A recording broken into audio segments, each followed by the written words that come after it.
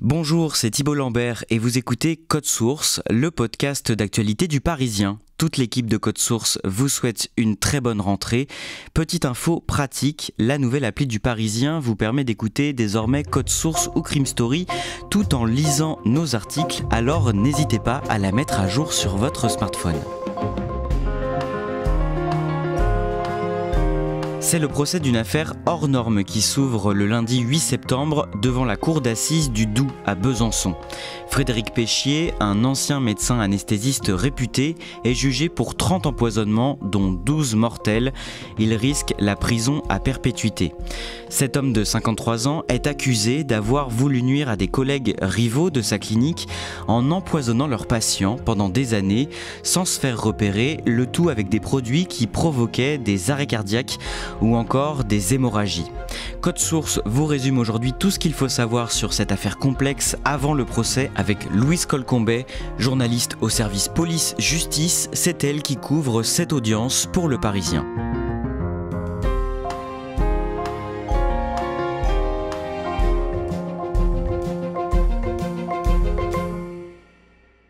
Louise Colcombet, qui est Frédéric Péchier en 2017 ? Frédéric Péchier, c'est un homme de 45 ans, un médecin anesthésiste réanimateur qui travaille à la clinique Saint-Vincent à Besançon. Il a 3 enfants, une femme qui est cardiologue en libéral. Ils ont une belle maison avec piscine sur les hauteurs de Besançon, à Montfaucon, et une vue sur toute la vallée.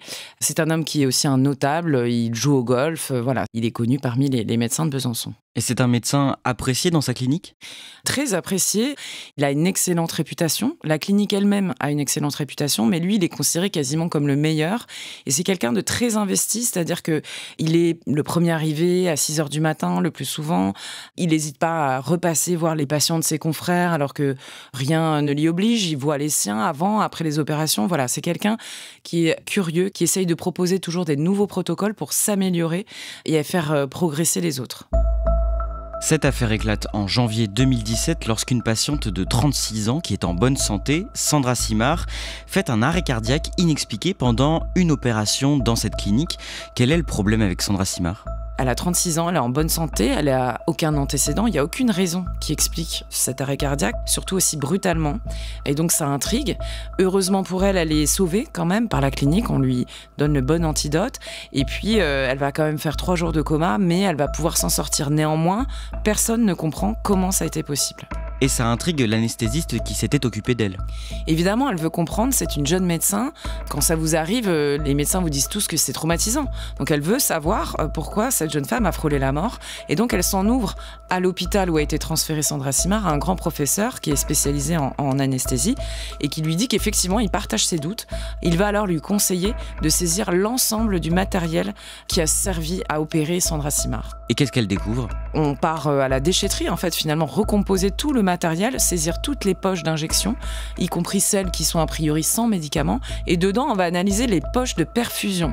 C'est en fait par celles-ci qu'on injecte des médicaments avec le petit tube qui est relié en fait à votre poignet. C'est comme ça qu'en fait, on vous fait passer dans le sang les médicaments qui vont servir à vous endormir. Et dans ces poches-là, on va retrouver du potassium à une dose létale. On parle de 100 fois la dose normale. Ce potassium n'a rien à faire là. Donc il y a clairement un problème. Jamais cet anesthésiste n'a donné de potassium à Sandra Simard. La clinique décide d'alerter les autorités et une enquête est ouverte. Effectivement, immédiatement, l'Agence régionale de santé et le procureur de la République sont avertis parce qu'en gros, soit on a un problème majeur dans la fabrication de ces poches, soit quelqu'un a introduit ce potassium dedans. 9 jours plus tard, un autre patient, Jean-Claude Gandon, 70 ans, qui lui a été endormi par le docteur Péchier, est victime à son tour d'un arrêt cardiaque. Ça, j'imagine que ça renforce le soupçon du personnel de la clinique ?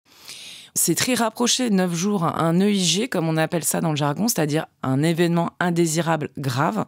Ça n'apparaît pas aussi souvent, il y en a quelques-uns par an, mais là, 2 à 9 jours d'intervalle avec des gens qui frôlent la mort, c'est totalement fou.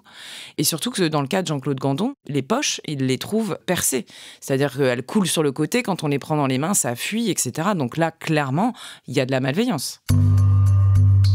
Les policiers remontent l'historique de la clinique et ils se rendent compte qu'il y a eu de nombreux cas de complications pendant des opérations sur presque 10 ans. quels patients étaient concernés ? Alors ils vont examiner une liste de 69 cas qui posent problème. Le point commun, si j'ose dire, c'est qu'il n'y en a pas. C'est qu'en fait, les patients, ça peut être n'importe qui. On a un enfant de 4 ans qui venait se faire opérer des végétations, des vieilles dames, des jeunes hommes en parfaite santé qui font du sport à haut niveau. Il n'y a aucun lien entre ces patients. Et puis, personne n'est en fin de vie. On n'est pas du tout dans un contexte d'euthanasie. Donc, il n'y a aucune logique, en fait. Ils n'ont rien en commun, à part le docteur Péchier. Alors, ça, c'est ce que va démontrer l'enquête, justement, des policiers. Une fois qu'ils vont avoir cette liste d'EIG, ils vont croiser la liste de tous les intervenants qui auraient pu se retrouver en commun sur tous ces cas-là. Ça fait plus de 1500 personnes. La personne qui est en commun, le dénominateur commun, c'est Frédéric Péchier. Le docteur Péchier, comment est-ce qu'il est impliqué dans chacun de ces cas ? Dans beaucoup de ces arrêts cardiaques inexpliqués ou parfois d'autres complications comme des hémorragies, il est toujours ou quasi toujours lui-même dans le bloc opératoire qui est juste à côté. Donc il est dans les premiers arrivés, soit on le fait venir parce qu'on lui demande de l'aide parce qu'il est très bon, soit il vient de lui-même et à chaque fois, il pose le bon diagnostic très vite, parfois en quelques secondes avant même parfois que certains instruments se mettent à sonner et puis il a le bon antidote. Et donc on sauve beaucoup de gens comme ça. Et évidemment, Frédéric Péchier, il est vu comme le sauveur. Enfin, c'est lui qui aide, qui évite la catastrophe absolue, c'est-à-dire le décès du patient. Si on prend l'exemple de Sandra Simard, qu'on a évoqué au tout début de cet épisode, elle n'est pas la patiente du docteur Péchier, et pourtant, c'est lui qui intervient et qui arrive tout de suite à la réanimer. En fait, il va poser le diagnostic immédiatement, qui est une hyperkaliémie massive, et il va proposer d'introduire du gluconate de calcium. Comment pouvait-il savoir que c'était la bonne chose à faire ? D'autant que le gluconate de calcium, normalement, on ne l'injecte pas comme ça. Ça peut être contre-productif. C'est une chance parce qu'il a sauvé Sandra Simard, mais c'est presque trop beau pour être vrai. A posteriori, le raisonnement va être celui-ci, c'est-à-dire s'il trouve aussi vite le diagnostic et ce qu'il faut faire pour sauver la personne, c'est peut-être parce que lui, il sait pourquoi cette personne va mal et que c'est peut-être lui qui a injecté ces produits. Très rapidement, les soupçons s'orientent vers le docteur Péchier et les enquêteurs relient l'anesthésiste à d'autres cas étranges survenus dans une autre clinique de Besançon. C'est là où ça devient encore plus précis, c'est qu'en 2009, des années avant, la polyclinique de Franche-Comté, également à Besançon, avait subi 3 cas, 3 EIG très mystérieux, totalement inexpliqués, qui avaient donné lieu d'ailleurs à l'ouverture d'une enquête, qui finalement n'avait rien donné parce qu'on n'a jamais pu savoir de quoi il retournait. Ce qui est troublant, c'est que Frédéric Péchier, il était là pendant 6 mois, finalement il n'est pas resté dans cette clinique, mais pendant les 6 mois où il était là, 3 cas sont survenus. Les policiers remarquent aussi que ces EIG touchent les patients de quelques médecins seulement, toujours les mêmes, et ça les intrigue. C'est ça, on a l'impression que pour certains, c'est la loi des séries. Il y en a qui concentrent 6, 7, 8 EIG sans qu'on comprenne pourquoi. Normalement, au cours d'une carrière, on va en rencontrer 1 ou 2. Du coup, cette idée que ce n'est pas le patient qui serait en réalité visé, mais l'anesthésiste en charge du patient, se ferait un chemin dans la tête des enquêteurs et s'impose. Et le fait que Frédéric Péchier ne soit jamais impliqué, ça en fait encore un suspect encore plus idéal. Mais alors qu'est-ce qu'il faut penser de Jean-Claude Gandon, ce septuagénaire qu'on évoquait un peu plus tôt ? Lui, il a fait un arrêt cardiaque, il a été endormi par le docteur Péchier, donc l'anesthésiste n'a pas été épargné par ces empoisonnements. Jean-Claude Gandon, effectivement, c'est Frédéric Péchier qui est touché. Mais la façon dont s'est déroulé cette EIG, le comportement de Frédéric Péchier pendant, avant, après, fait penser aux enquêteurs qu'il a pu le provoquer lui-même pour se trouver sur la liste des anesthésistes victimes et qu'ainsi, il pourrait éloigner les soupçons. Il s'est comporté comment, Frédéric Péchier, quand son propre patient a fait un arrêt cardiaque ? Il est particulièrement fébrile alors que c'est quelqu'un qui garde toujours son calme, qui est posé. Et là, il s'agite un peu dans tous les sens. En plus, la veille, il a demandé à changer de salle, il a inversé des salles, il a demandé à son aide opératoire de venir un peu plus tard que prévu. On le voit aussi à un moment dans une autre salle prendre une poche de paracétamol alors que normalement, il a tout ce qu'il faut sur son chariot. Donc il y a tout un tas de choses qui sont étranges. Et puis surtout, il va dire très haut et très fort « Regardez, ça y est, moi aussi, je m'en suis pris un ». Donc, pour les enquêteurs, Frédéric Péchier empoisonnait les patients de ses collègues. Quel serait son mobile ? Alors le mobile principal, ce serait la vengeance. En fait, ils se sont rendus compte que dans cette clinique, l'ambiance était pas très bonne, en tout cas entre anesthésistes. C'est aussi une entreprise, on parle d'argent. Donc il y avait des conflits. Et puis il y avait des conflits personnels aussi. Ce n'était pas que des collègues, ils se fréquentaient aussi en dehors. Et donc il y avait parfois des mobiles, notamment un couple formé par Sylvain Seri et Catherine Nambeau, qui étaient tous les deux anesthésistes à la clinique, et qui, lors d'un dîner, vont faire une remarque qui va déplaire à l'épouse de Frédéric Péchier, qui va engendrer tout un tas de ruminations, de colère de la part de Frédéric Péchier. Donc il y a des échanges de mails, on a retrouvé la date de ce dîner. Et en fait, quand on croise avec la date des EIG, dont ils sont eux victimes, et bien tout ça, ça colle. Donc en fait, le mobile, c'est se venger, et puis aussi, quelque part, c'est les vases communicants, parce que si Sylvain Seri est vu comme ayant raté son anesthésie et que lui, Monsieur Péchier, a sauvé la patiente, finalement, lui, il sort grandi. Ça devient le sauveur, et donc narcissiquement, il se réaffirme. Voilà, il gagne sur tous les tableaux. Donc il aurait fait ça pas seulement pour régler ses comptes avec des confrères par patient interposés, mais aussi pour gagner en prestige, c'est ça ? C'est ça. C'est totalement nié par le docteur Frédéric Péchier et sa défense, qui nie tout depuis le début et qui dit que c'est ridicule de jouer au pompier pyromane qui ne ferait jamais cela. Mais donc c'est l'hypothèse des enquêteurs, plomber un collègue, en sortir grandi. Et puis, il y a aussi un aspect financier dont on parle peu, mais parfois, quand certains confrères, ils ont un programme dans la journée de 5-10 personnes à opérer et que la première opération se passe mal, et ben après, qui récupère le bloc ? Ça fait de l'argent. Et souvent, Frédéric Péchier récupérait ces blocs. Et il y avait aussi, enfin, sur l'aspect financier, une répartition des opérations qui sont très rémunératrices, et c'est Frédéric Péchier qui faisait le planning. Parfois, il était critiqué parce qu'il prenait la plus grosse part et gagnait beaucoup plus que ses collègues. Et donc, on le soupçonne aussi d'en avoir tiré un profit pécunier. Mais alors, comment il pouvait empoisonner les poches de ses patients dans la clinique sans se faire repérer, d'après les enquêteurs ? Alors effectivement, et c'est l'un des points clés du dossier, c'est que personne ne l'a pris sur le fait. Ce sont des soupçons qui s'accumulent. Néanmoins, il considère qu'il avait la possibilité de le faire. Pourquoi ? Parce que c'était le premier arrivé à la clinique le matin, qu'on le voyait aussi, disent les infirmières, souvent farfouiller dans les armoires.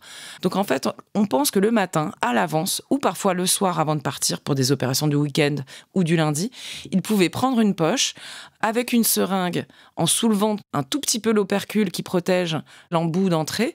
Avec une fine seringue, on retire la quantité de produit qu'on veut et on y remet exactement la même quantité de produit et ça ne se voit pas, c'est incolore.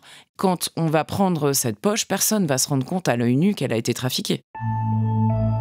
Frédéric Péchier est mis en examen une première fois en mars 2017 pour empoisonnement. Je suis innocent de tout ce qui est, de toutes les accusations qui sont à mon encontre.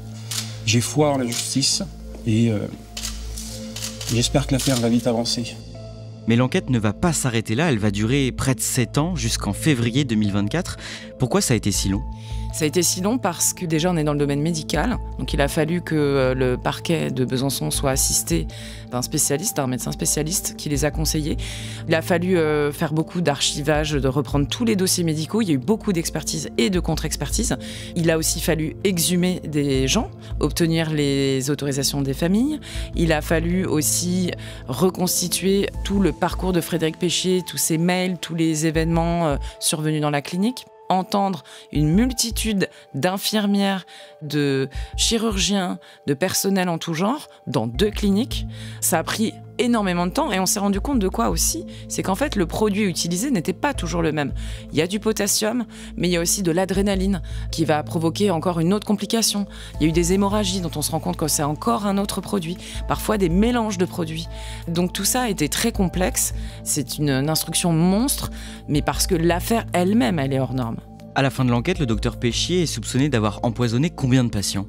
Alors on est parti de 7 cas au départ, les plus patents. Certains avaient fait l'objet d'enquêtes policières sans trouver de réponse. Et puis après, ça s'est élargi en 2019 à 17 cas supplémentaires. On pensait que ça s'arrêterait là. Et en réalité, en découvrant un mode opératoire qui a pu changer au fil des années, on a encore eu une mise en examen pour 6 cas supplémentaires, sachant qu'au départ, on partait sur une liste de 70. Finalement, pour des raisons de preuve, ça s'est resserré sur une liste de 30, ce qui est déjà énorme. Et parmi ces 30 cas, 12 personnes sont mortes, donc 12 personnes n'ont pas survécu aux complications. Ça veut dire que le docteur Péchier, qui voulait se poser en sauveur, il n'a pas toujours réussi. Non, mais quelque part, c'était jouer à la roulette russe, puisqu'on a une poche empoisonnée posée sur un chariot. Il n'y a pas un ordre, poche 1, 2, 3. Donc en fait, ça pouvait tomber sur un patient ou celui d'après. Et si ça tombe sur un patient plus fragile, on peut avoir une catastrophe et un décès au bout du compte. Et il y a même des cas pour lesquels on se demande si son but n'était pas de tuer tout simplement les patients, c'est ça ? Alors ce qui est très étrange, c'est qu'il y a des patients qui ont été sauvés, stabilisés, et qui ensuite, en salle de réveil, ils refont un arrêt cardiaque qui là va être fatal. Il y a plusieurs cas comme ça. Donc la question qui se pose, c'est est-ce que quelqu'un, et peut-être Frédéric Péchier, dont on sait qu'il était dans les murs, est repassé en salle de réveil pour achever ses patients ? Là, on rentre carrément dans une autre dimension, et ça va être l'une des questions du procès. Frédéric Péchier est poursuivi pour des empoisonnements présumés qui auraient eu lieu entre 2008 et 2017. Ça veut dire que pendant 9 ans, personne n'a fait le lien entre ces nombreuses EIG inexpliquées ? En reprenant la liste des EIG et le timing, cette fréquence anormalement élevée, surtout le taux de mortalité, on se dit que c'est évident qu'il y avait un empoisonneur. Mais ça, c'est ce qu'on se dit après coup. Sur le moment, dilué dans le temps, avec des complications différentes, des médecins différents, tout le monde n'est pas toujours au courant de tout. Personne n'a le tableau complet.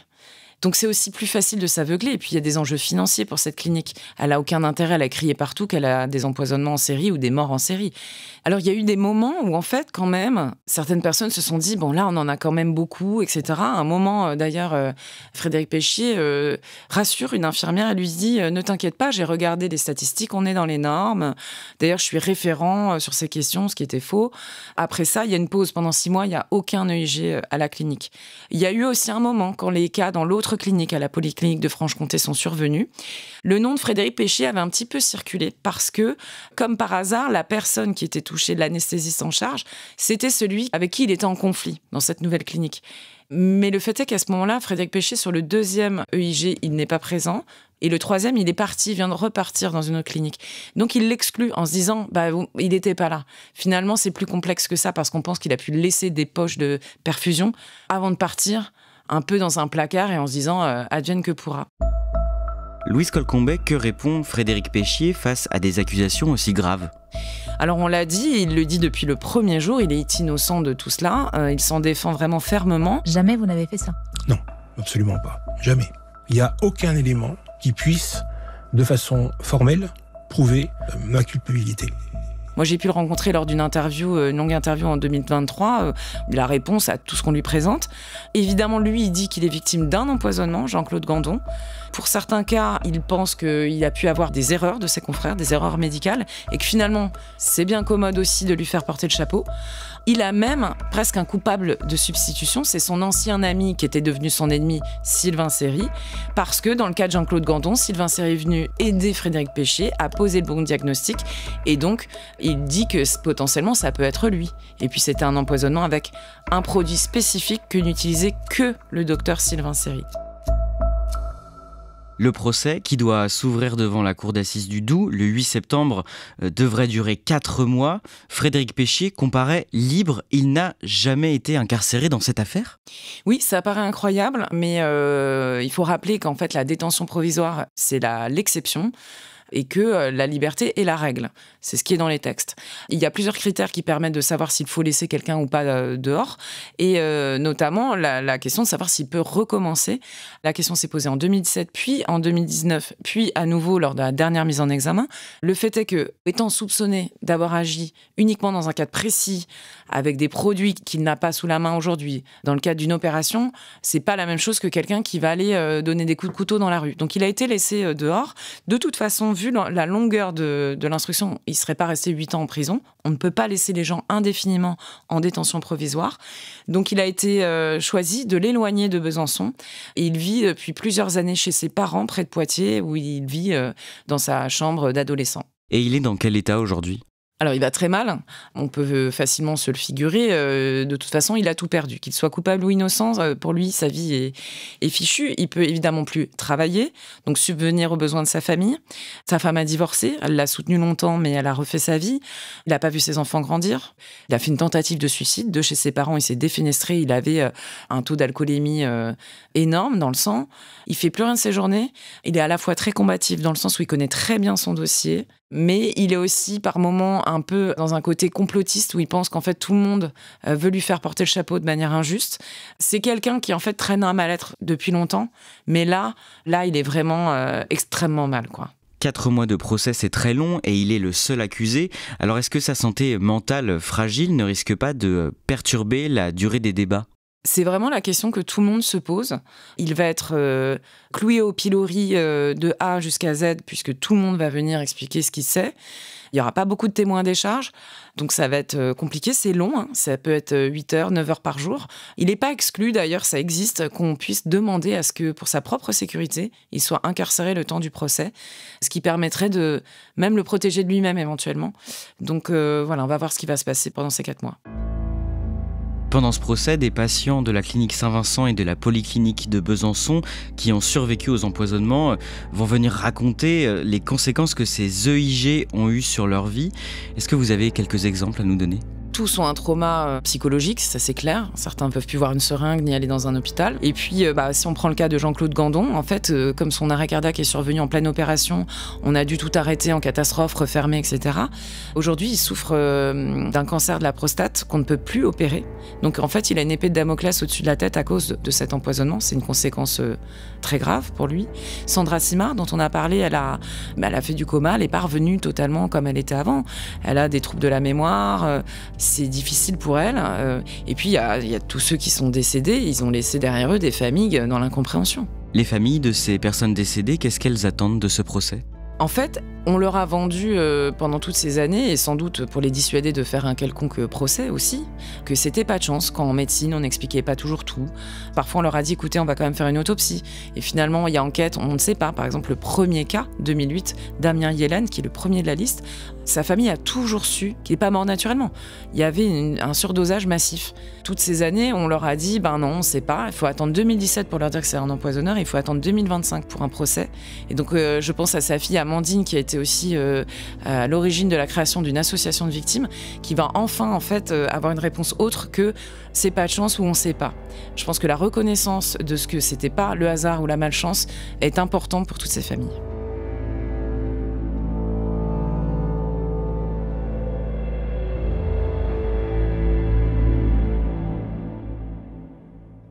Merci Louise Colcombet, je précise que nos auditeurs pourront retrouver vos papiers, vos comptes rendus d'audience dans Le Parisien et sur leparisien.fr. Cet épisode de Code Source a été produit par Pénélope Gualquierotti et Clémentine Spiller, réalisation Pierre Chaffanjon. Si vous aimez Code Source, aidez-nous à faire connaître ce podcast en laissant des pouces en l'air et des commentaires sur votre plateforme d'écoute et sur YouTube. Et si vous aimez les grands récits de faits divers, ne ratez pas notre podcast Crime Story avec une nouvelle affaire criminelle racontée chaque samedi par Claudia Prolongeau et le chef du service police-justice du Parisien, Damien Delceni.